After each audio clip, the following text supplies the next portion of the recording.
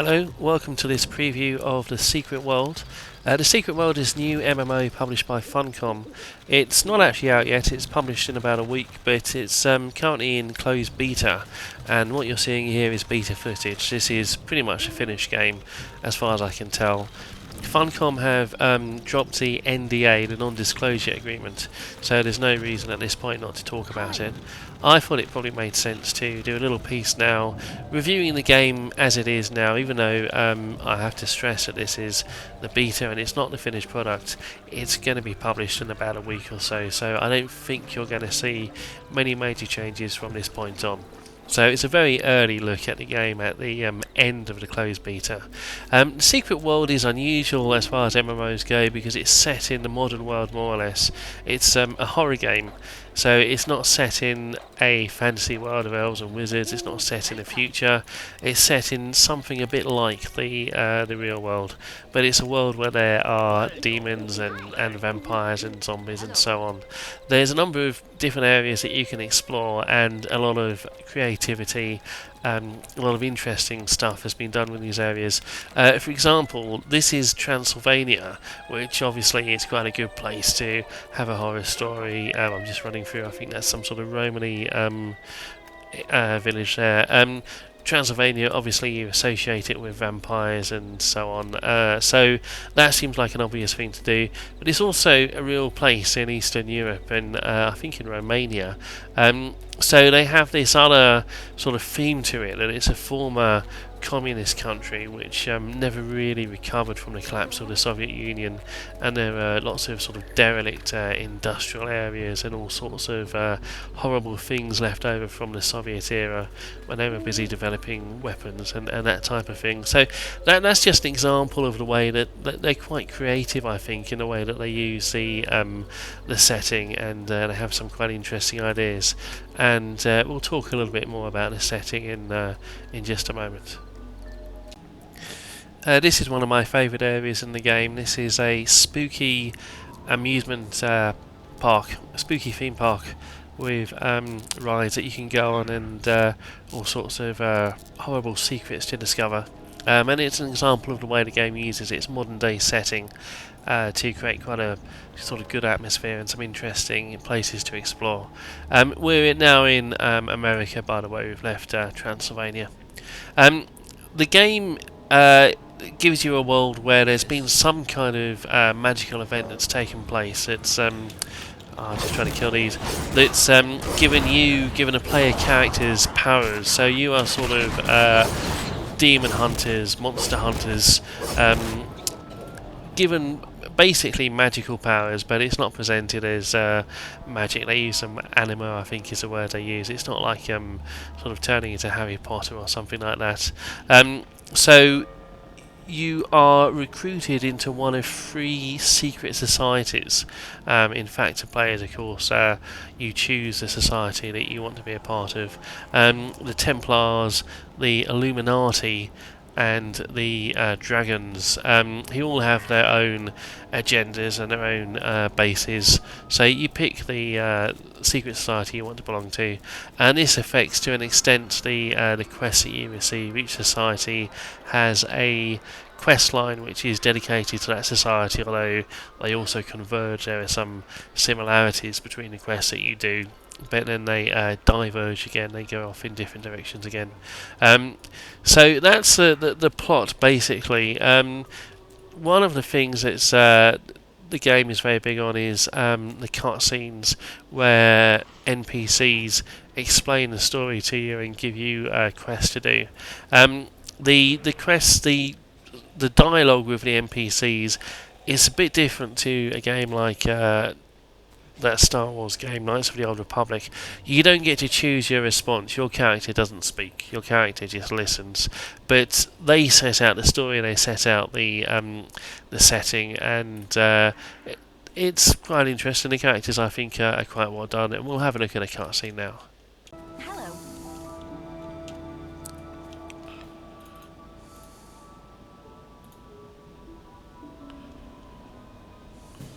Howdy, soldier. Christ, kid, I can see your lips moving. This is all Uncle Sam could muster up? You ought to know better than most that it's not about numbers. You got... Well, what is it that you got? Magic wand? Voodoo? Well, we got guns. Guns with special bullets. Bullets that open you up from the inside out. Bullets that bring on pain and fire and darkness. Magic bullets, straight out of the Pentagon's darkest dungeons.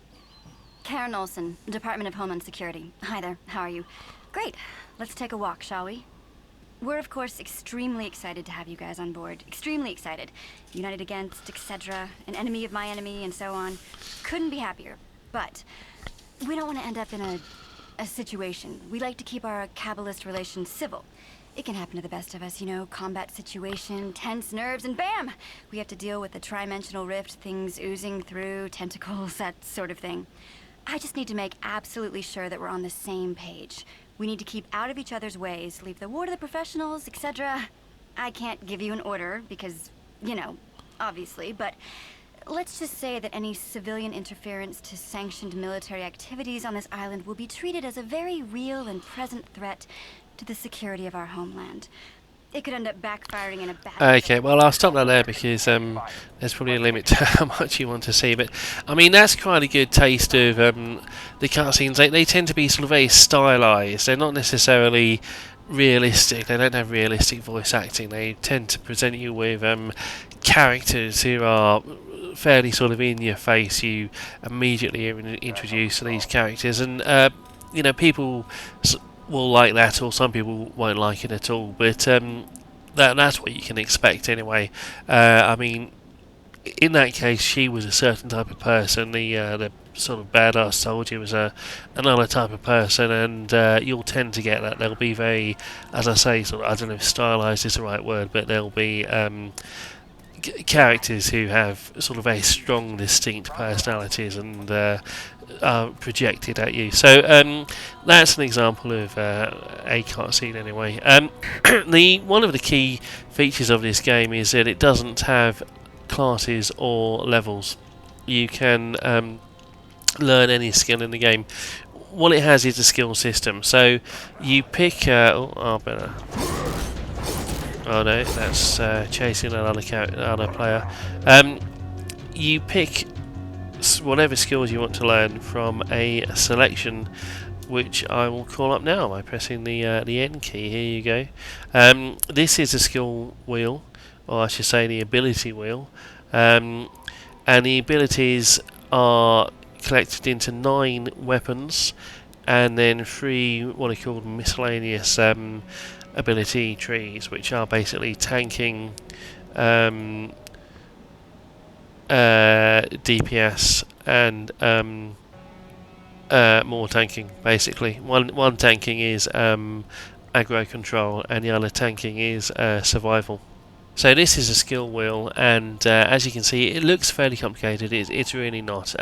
Let's say I pick a weapon. I want to use pistols. As a new player using pistols, I have a selection of skills which you can see on the left here. The first one, which may get given to me for free actually as a new player, costs 1 ability point. The next one also costs 1 ability point. As you go down the tree, you find that there's one here that costs 2, there's one here that costs 3 ability points. As you kill monsters or do quests, you get experience, and as you get experience, you get new ability points. You don't get levels, but you do get ability points. You can use those ability points to buy skills. So at some point I could choose to get this one here, 4 ability points, straight shooter, increases damage dealt by all pistol abilities by 10%. Or possibly I could use my 4 ability points in the other tree and sort of get 1 or 2 or 3 new skills that way if I had cheaper skills that I was able to buy in the other ability tree. So each weapon has 2 ability trees, and once you fill up both of those, you move on to the advanced ability trees. I filled up my 2 fist weapon ability trees, so I can use the advanced ability trees.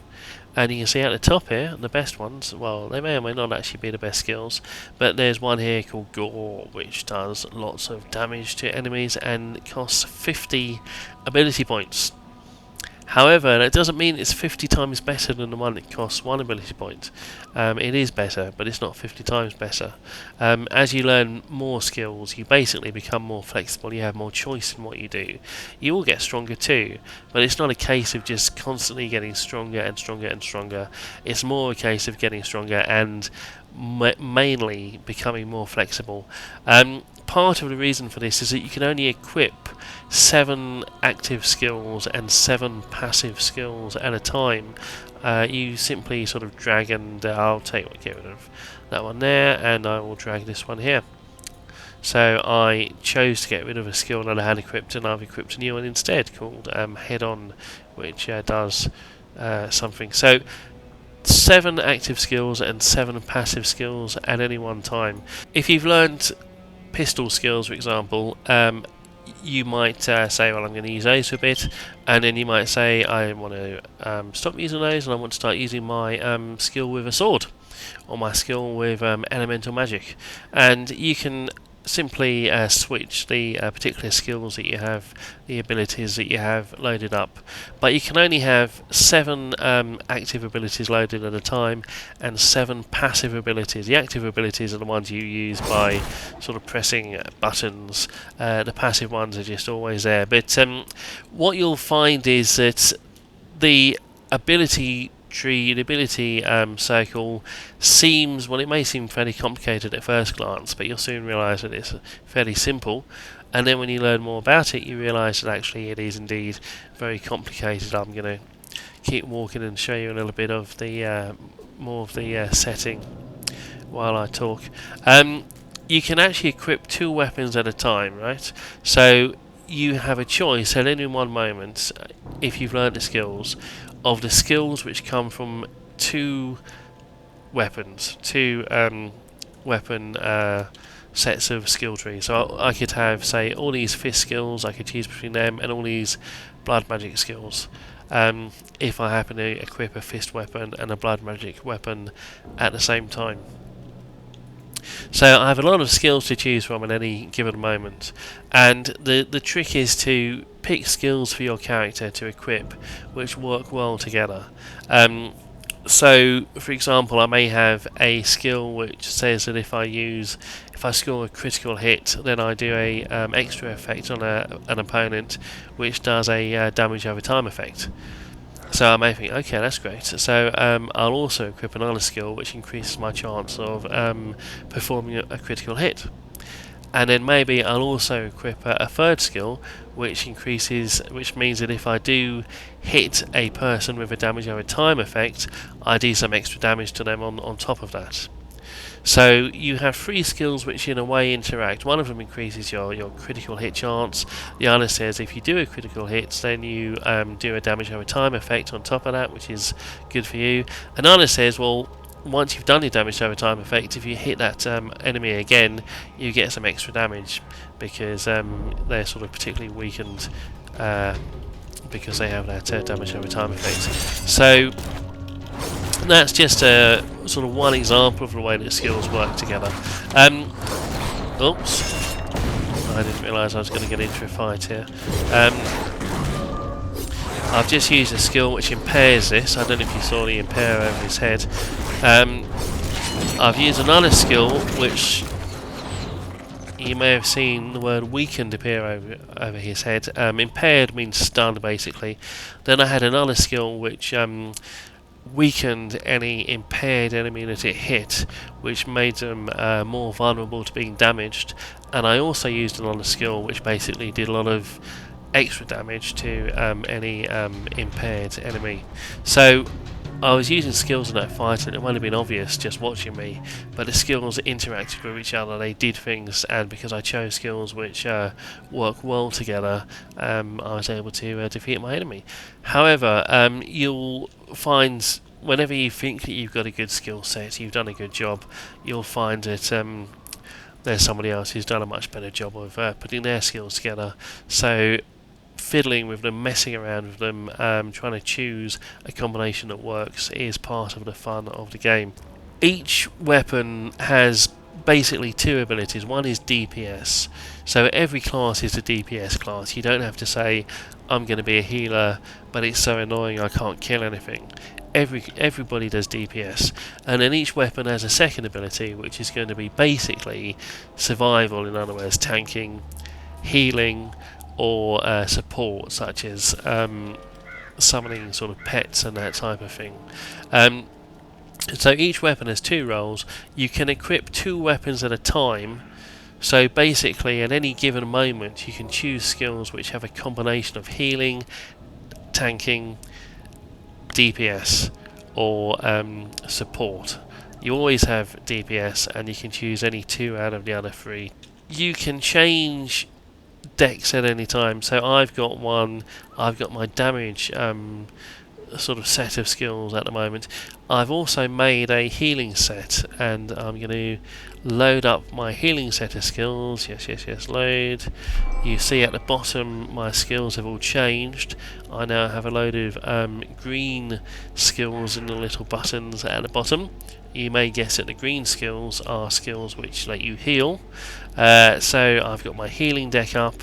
I could have I've changed my equipment to although some of the slots are empty, and I'm going to go back to damage and load that up, and there you go. I was a healer, and now I've gone back to being a DPS character. To get from continent to continent, you use this place which is called Agartha, which is a sort of magical transportation system. So we are going to go to Egypt, which is pretty cool. And while we do that, I want to talk to you about the questing system very briefly. The questing system is different to what you're used to in most MMOs. You don't go to a little village where there are a dozen people who want to give you quests and collect all the quests. You tend to do one quest at a time. I'll carry on once we've loaded up. Here we go. You tend to do one quest at a time. The quest may have a number of steps. In fact, they do pretty much all have a number of steps. So they'll ask you to go here, do this, pick up this, use this item, kill these monsters. Quests are not sort of hugely original, although there's a lot more to them than just kill 10 of these. They are quite good fun. They're fairly original compared to what you're used to in most MMOs, but that's not saying a great deal. So you start a quest, and generally speaking, it will lead you all over the map. Those are two NPCs fighting. It will lead you all over the map, and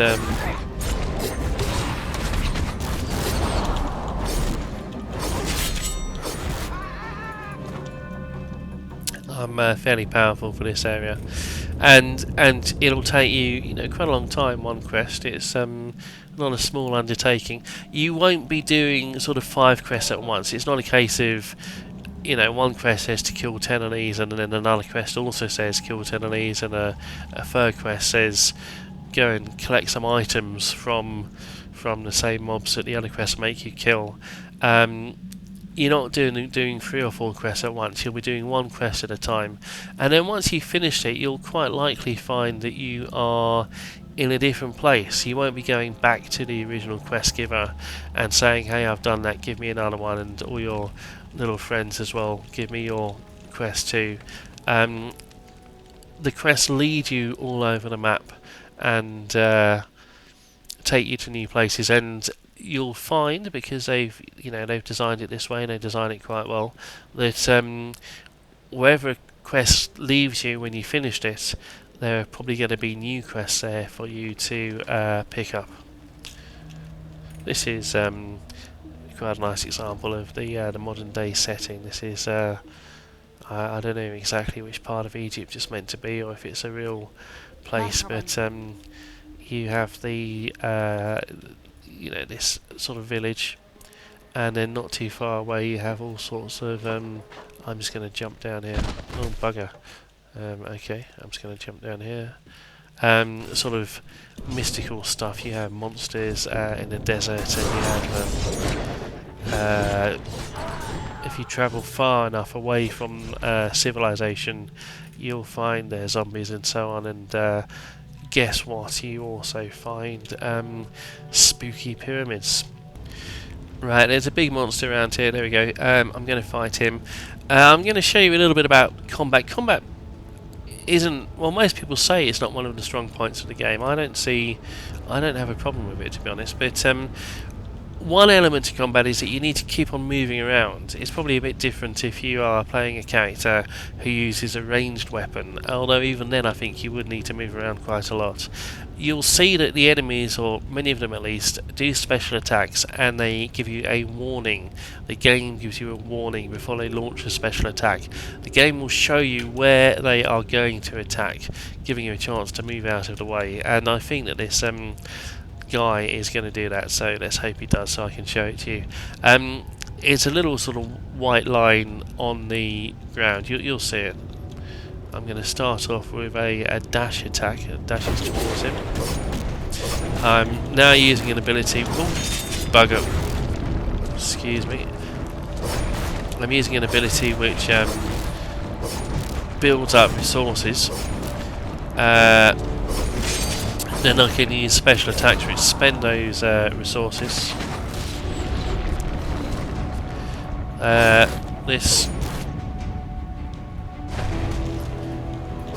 This guy is not doing the white lines on the ground, but he seems to be doing animations which warn me that he's going to do a special attack, so I guess it sort of does the trick anyway.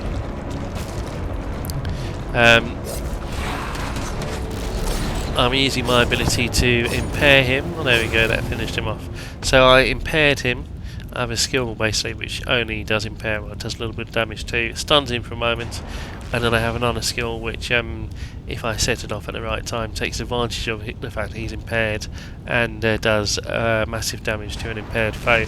In order to use that skill, I need to build up resources by using the first sort of basic skill, which builds up my resources and allows me to use my special kills impaired monsters skill. So that's the way my character is currently set up to fight. Here's an example of a enemy which tells you when he's going to do his special attack by painting an area on the ground, as long as he doesn't kill me first. Here we go, so he's going to do his big area. I need to get out of the way. There we go, simple as that. I thought I'd talk a little bit about equipment in the game. Basically, let's turn the character around. You can wear whatever you have, and it doesn't affect your stats in terms of your appearance. So this is just, these are items that I've collected, I've bought from shops mainly. Here we go. You can see my character changing appearance as I put these things on. You can buy different items. So here's a coat. I'll change his t-shirt. Right, here we go. I'll put some glasses on him if I can find. Yep. And obviously you can change the shoes, the trousers or the pants, whatever you want to call them. They can wear gloves. I don't have any gloves, but they can wear gloves. So you can dress your character up however you want them to look. You also have items that improve your stats, which basically behave like armour in other games, apart from you can't see them on your character. These are called talismans, and there are 7 talisman slots. So I've got one here that improves my healing ability and gives me extra defense. I've got one here. This character is in DPS mode, but he does have one healing ability equipped to give me a little bit of healing to help. This one improves my critical power, my attack rating and so on. I've got my 2 weapons here. So I've got a inventory full of stuff which I haven't bothered to get rid of. I've just let it all crowd up in my inventory. And you can craft you can make your own items. So here we go, I'm going to make this blade. I put the final piece of metal in. I've made the pattern. This is a blade pattern. If I'd arranged the metal in a different way, then I'd be making a different item, a different weapon. I've got my toolkit there, and it shows me what I'll get when I press the assemble button, and I assemble it, and there we go.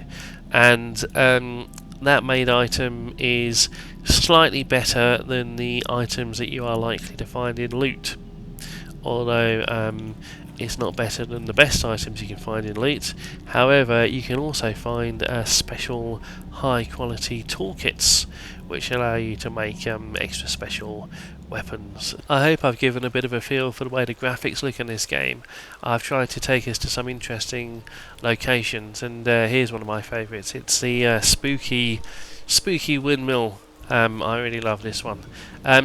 But there's loads of interesting stuff all over the place. It's not like I know Age of Conan, some people felt disappointed because the starting area Tortage was so much better. It appeared to be so much better than the rest of the game, and there's some question people ask, well, is it going to be the same in this one? I don't think it is. There's loads of detail all over the place. There's loads to do.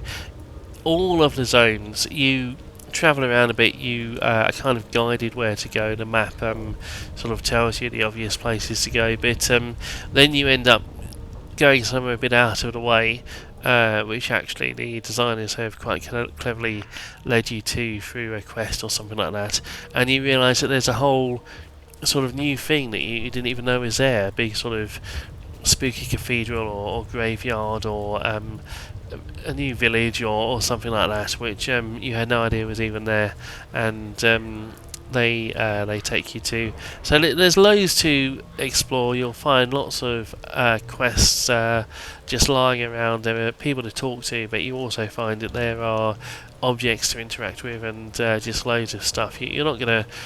Well, you will you will actually run out of things to do if you sort of play obsessively. I mean, I've been in a beta for a long time, and I've seen, I think, most of the outdoor zones, but I haven't done the dungeons. There's a whole load of dungeons in the game I've never done. So, I mean, it's not infinite, the level of areas to explore, but there's a lot to explore. So here we go, this is the start of the character creation process. You get to choose from 3 secret societies. They each have their own sort of philosophy. I'm not It's going to... all about power. Little video, don't want to hear it, but you can play a little video to tell you what the societies are about. Also, which society you choose determines where you start. Illuminati in New York, Templars in London, Dragon in... Korea, somewhere in Korea, apologies, I can't remember where. I'm going to be a Templar. So you start in London. I'm going to make a male character, but just to give you a hint of sort of what's available in terms of options, let's randomise this female character, randomise her head, and randomise her outfit.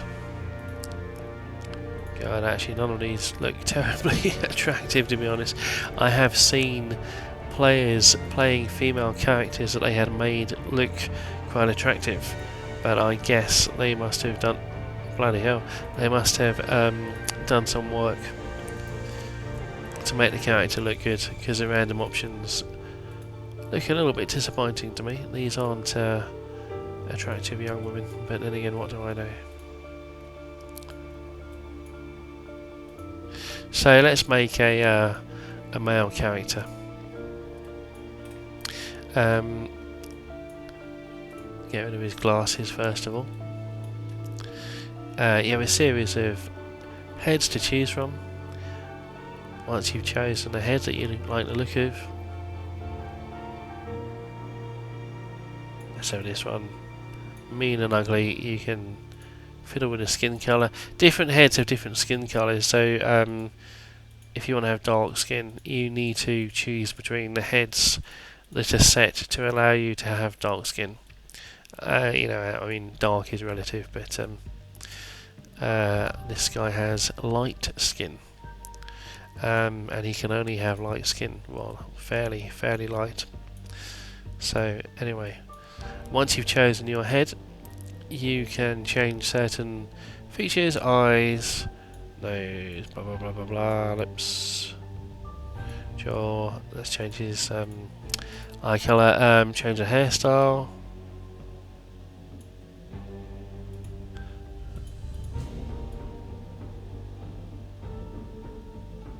Let's give him dark-ish hair.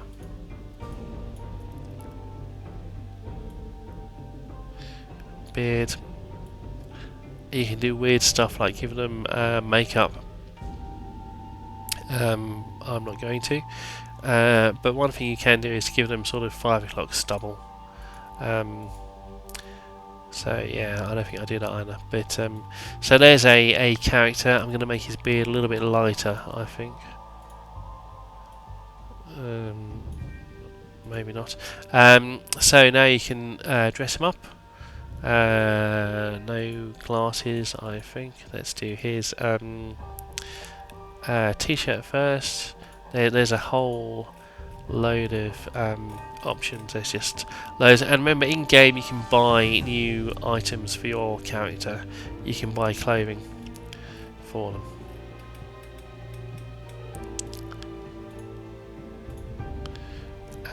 We'll give him a t-shirt. Now a coat. Look at this, that is so ugly. That's just pretty horrible. Anyway, new coats. Decent looking shoes. So there you go. There's character creation. In fact, let's just go back. There's the guy's head. Let's say if I wanted to give him a different head very quickly, just to see what kind of thing is possible. There's rather different looking heads, different eyes.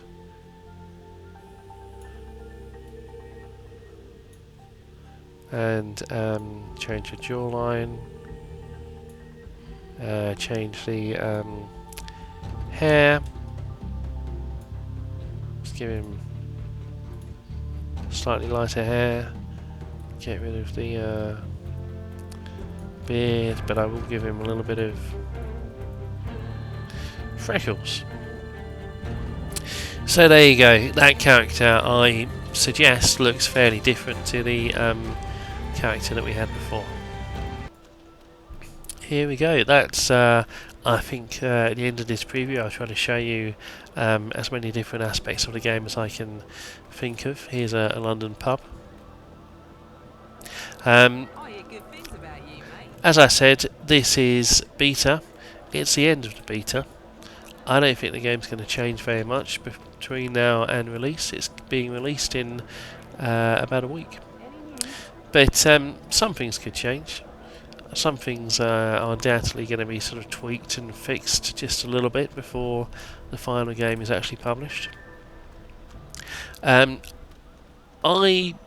like this game. I think it's a lot of fun. One thing I like about the game is the skill system. The fact it doesn't have... Here's a shop, by the way, where you can buy new clothes.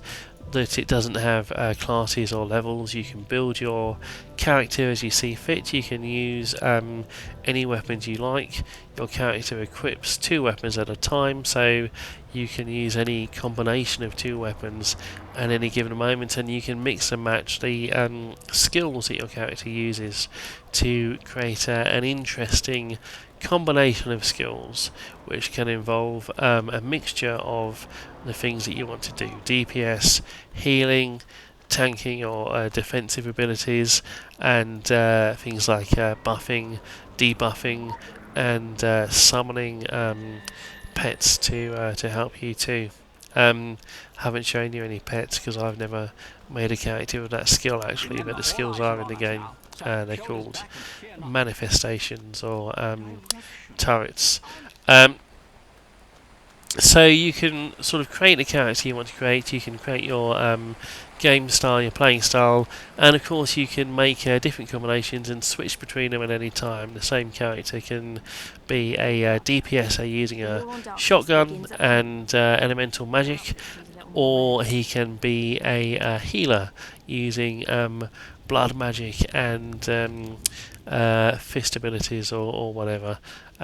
Once you've learnt the skills, which you don't do immediately, you do that by playing the game. But once you've learnt the skills, you can use any combination of those skills and swap and change between them. The setting is a lot of fun. It's original. It's different. It has a lot of atmosphere. The quest design is really different. I love the way that you pick a quest and then you do that quest and you follow that quest in its storyline. You don't speak to 7 NPCs and pick up quests from all of them and try to do 7 quests at once. You do one quest at a time, and that quest leads you to new places, new locations, and I really like that. I think that's really good. Graphics to me look fantastic. The game has some obvious flaws. The character models, although I say the graphics look fantastic, the character models to me leave a little bit to be desired. I like to see even more choice in terms of character creation. I like to see better looking characters, but I love the fact that you can mix and match the clothing and you can wear whatever clothing you like. You don't need to pick clothing based on the stats, you just pick clothing based on the way that you want your character to look. And I also think that the combat is good. I like it, but a lot of people don't. A lot of people who play the game think the combat is very basic and not as much fun as the combat in other games. And while I don't have any problem with it myself, it's only sort of sensible to accept that a lot of people do find it a bit disappointing. But it's coming out very soon. You need to pay to buy this game. You need to pay a monthly fee to play it, which is the same as many other games, but there are other MMOs which are actually free to play, so not everybody's going to like the fact you have to pay a fee. If you're looking for an MMO which is a high quality MMO, which is new, which is different, and you don't mind paying a fee, I personally would say that this is well worth checking out. And if you do give it a go, I very much hope that you enjoy it. And whatever you think of the game, I'm very grateful to you for listening to what I have to say and watching my video. Please do leave a comment if you have anything you want to say or any questions. And thank you very much indeed for watching this film. Thank you.